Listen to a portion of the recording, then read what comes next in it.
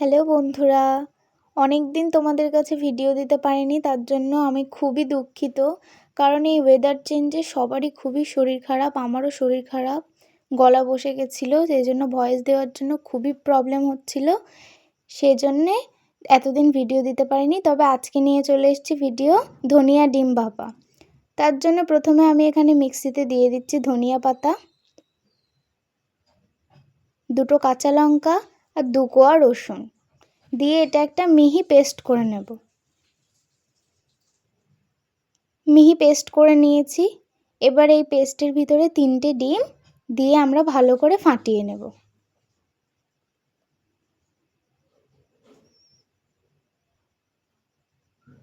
এবার 3টে ডিমের মধ্যে দিয়ে দিলাম পরিমাণ মতো লবণ, দিয়ে এটা ভালো করে ফাটিয়ে নিচ্ছি।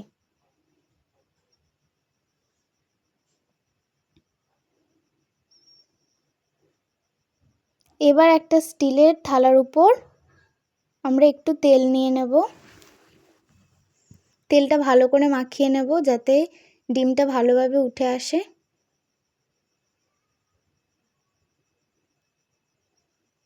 এবার মিশ্রণটা ঢেলে দিচ্ছি।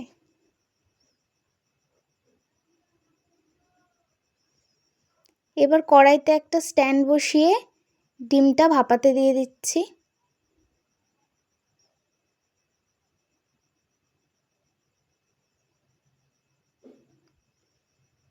এবার একটু চেক করে দেখে নিই আমাদের ডিমটা ভালো করে ভাপা হয়ে গেছে কিনা।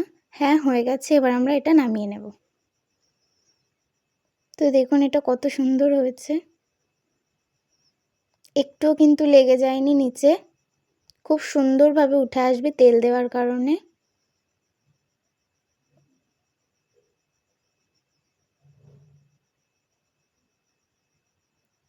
এবার এটা ছোট ছোট করে কেটে নিচ্ছি। আমরা এখানে চৌকো চৌকো করে কাটছি।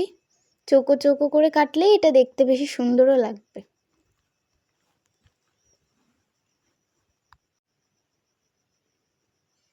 দেখুন কত সুন্দর ইজিলি সব কাট হয়ে যাচ্ছে, একটুও নিচে লেগে যায়নি।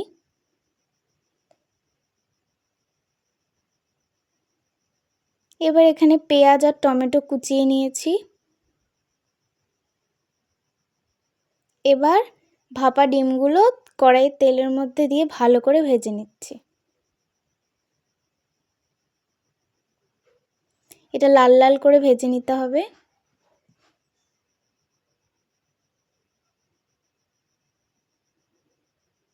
দেখুন আমরা লাল লাল করে ভেজে নিয়েছি। এটা আপনারা চাইলে গরম ভাতেও খেতে পারেন, খুবই টেস্টি। এটা যেহেতু ধনিয়া পাতা দেওয়া আছে, এর ফ্লেভারটা খুবই সুন্দর হবে।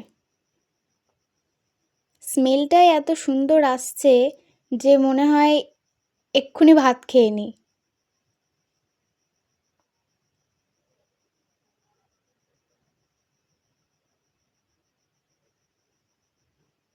তো সমস্ত ডিমগুলো এইভাবেই আমরা ভেজে নিচ্ছি।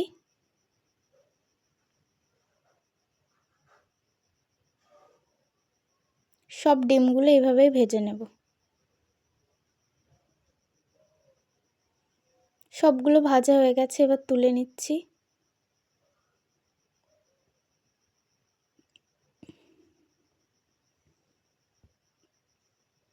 এটা একবার হলেও আপনারা বাড়িতে ট্রাই করবেন, খুবই সুন্দর লাগে খেতে।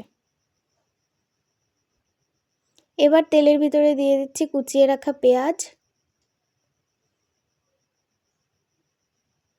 পেঁয়াজটা হালকা করে ভেজে নেব।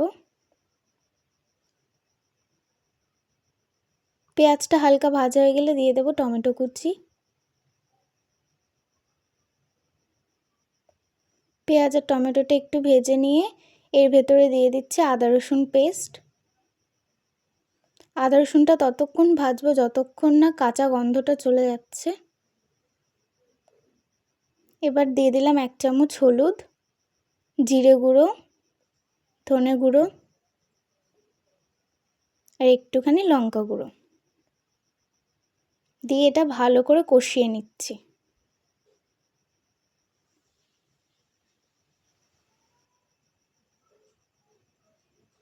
এবার দিয়ে দিচ্ছি পরিমাণ মতো লবণ। তারপর একটু জল দিয়ে ভালো করে এটা কষিয়ে নিচ্ছি। যেহেতু গুঁড়ো মশলা দিয়েছি, একটু জল না দিলে তলায় কিন্তু ধরা লেগে যাবে। তারপর দিয়ে দিচ্ছি 2টো এলাচ, এখানে একটু গুঁড়ো করে দিয়ে দিয়েছি। এতে ফ্লেভারটা খুবই সুন্দর আসবে, খেতে অসাধারণ লাগবে।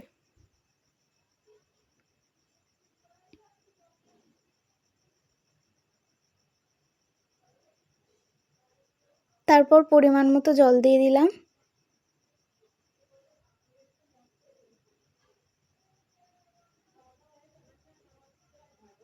যেহেতু রান্নাটা একটু গ্রেভি গ্রেভি হবে, ওই জন্য অনেকটা পরিমাণে জল দিইনি। ঝোলটা একটু ফুটে গেলে ভেজে রাখা ডিমগুলো দিয়ে দিলাম। একটু নেড়ে চেড়ে আমরা ঢাকা দিয়ে দেব।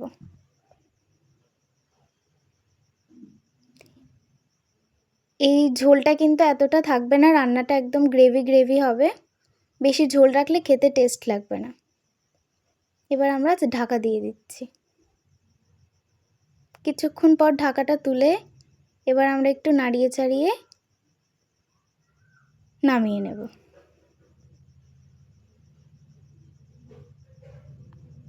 তো রেডি হয়ে গেছে আমাদের ডিম ভাপা। এটা খেতে খুবই টেস্টি, আপনারা নিশ্চয়ই বাড়িতে বানাবেন। Bye bye.